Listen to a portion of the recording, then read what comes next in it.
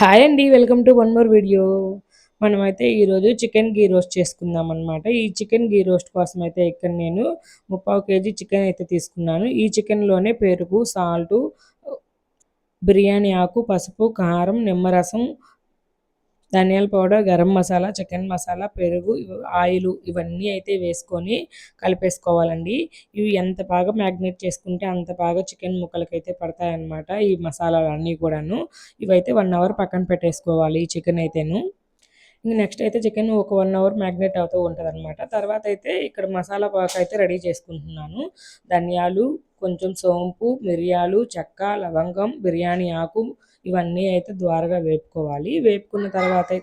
ఇవన్నీ వేపుకున్న తర్వాత అయితే ఒక 2 ఉల్లిపాయలు కట్ చేసేసుకొని, ఆ 2 ఉల్లిపాయలు ఇక్కడైతే ఒక 5 మిర్చి అయితే తీసుకున్నాను నానబెట్టుకొని. తర్వాత మెంతులు కూడా యాడ్ చేసుకున్నాను. అవన్నీ మెత్తటి పేస్ట్ లాగా రెడీ చేసుకొని పక్కన పెట్టుకున్నాను. ఇక్కడైతే కొంచెం యాడ్ చేసుకొని కడాయిలో అయితే ఇంకా చికెన్ అయితే వేసుకుంటున్నాను అనమాట. ఈ చికెన్ మొత్తం వేసుకున్నాక బాగా దీంట్లో నుంచి వాటర్ రిలీజ్ అయ్యి అదంతా ఉడికిపోయి ఇలా అయితే డ్రైగా అవుతుంది. అంతవరకు ఏం యాడ్ చేయకుండా మామూలుగానే వేపుకోవాలనమాట. అలా డ్రై అయిన తర్వాత మనం మిక్సీ పట్టుకున్న మసాలా ముద్దనైతే మాత్రము ఇందులో వేసుకొని ఇంకొక 5 మినిట్స్ అయితే సిమ్‌లో పెట్టుకొని వేపుకుంటూ ఉండాలి. ఇక్కడ నేనైతే ప్రతి ఒక్క కూరలో ఆయిల్ తక్కువ వేసుకుంటానండి. నాకు అలాగా అలవాటయిపోయిందనమాట. నేను ఆయిల్ ఎక్కువ వేయను.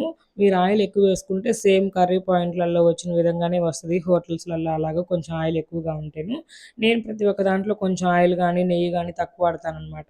అందుకని చెప్పి నేనైతే ఇక్కడ తక్కువ వేసుకున్నాను కాబట్టి ఇలా డ్రైగా ఉంది. మీరు కొంచెం ఆయిల్ వేసుకుంటే గ్రేవీగా కూడా వస్తుంది.